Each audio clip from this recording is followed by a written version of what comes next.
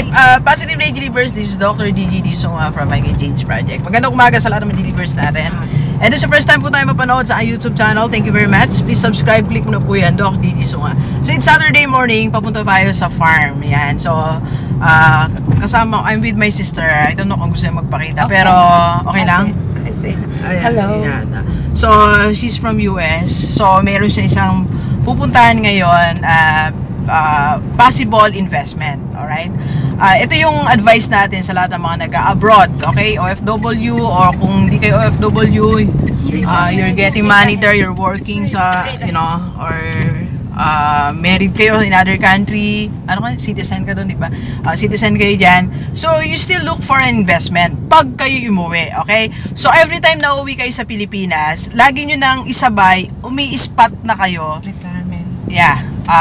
Ng preparation for your retirement. So, pwede ka nang maningin-ningin ng mga possible investment at possible business na gusto mong gawin, okay? Kung business, Doggy, ayoko, gusto ko nag-aasikaso ako, so out yun.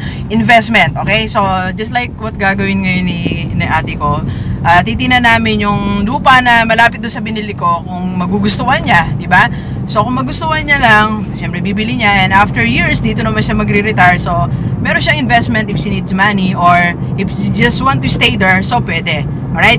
So, sa lahat ng mga delivers natin, mga nauuwi, lagi niyong isama sa inyong itinerary, ano yung gagawin mo, o ano yung pwede mong maging investment dito sa Pilipinas, okay? So, wag sayangin ang yung pagbabakasyon, wag pa na outing, kasama yan with your family, okay? So, gawin productive, look for possible investment. Alright, so thank you very much, delivers. Enjoy the rest of the day, and let's go, let's go!